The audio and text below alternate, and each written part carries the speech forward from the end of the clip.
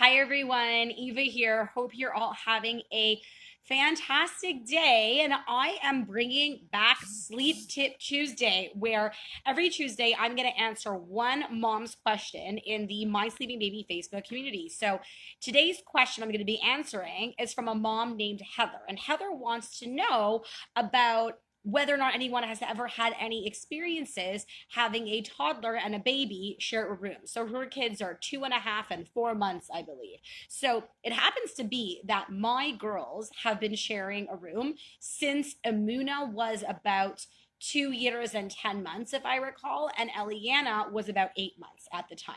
And for the most part, it has worked out beautifully. And so I'll tell you what I think are kind of some of the key components to ensuring that a room sharing arrangement goes well. So, number one, you want to make sure that your older child of the two is a solid sleeper. So if your 2 year old or your 3 year old either needs help falling asleep or regularly wakes up at night, then you're gonna want to tackle that before you get your kids sharing a room together, because the last thing that you want to be doing is having your baby get woken up unnecessarily by your toddler. So any toddler sleep issues that you might be trying to tackle head on is something that you're going to want to tackle now as opposed to down the road if you're hoping to room share. So that's kind of step number one. Step number two is I recommend maximizing and potentially exploring some sleep training with your infant before moving your infant into a room with the toddler, because you see, we want to set this scenario off on the right foot as much as you can. And so if your baby is waking up multiple times a night, then there's obviously going to be a higher likelihood that your toddler could get woken up in the process. So it's in everyone's best interest for you to instead maybe explore some sleep training or some sleep coaching with your infant while your infant is in your room, and then move your infant into a room with your toddler. Now, even though by the time you're done, your infant might be 4.5 months or 5 months, and your little one might still be waking up at night, but as long as they're not waking up as frequently as they might be waking up right now, then you're going to be in a better off scenario.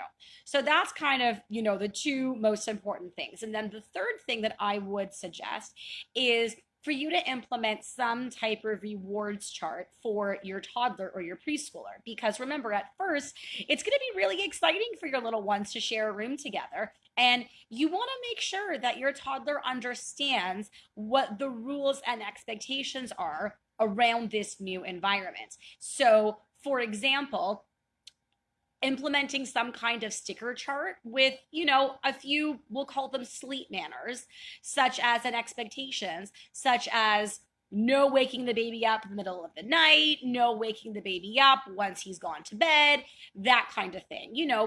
Have a few in there so that you can give him at least one sticker the next morning. And then that, of course, is just going to be a constant reminder for your toddler as to are our expectations of him now that he or she is sharing a room with a sibling. So about bedtime, I just want to briefly address bedtime. I think that there's a bit of a misconception that you absolutely need to stagnate their bedtimes. On a personal note, I'll tell you, my girls have always, and I mean almost always, gone to bed at the exact same time every single day. So you really don't have to be stagnating bedtimes. If they're both due to go to sleep at the same time, you can do their bedtime together and then put them down at the same time for the night. Anyways, I hope that this was helpful and that you have a wonderful day, everyone. Take care.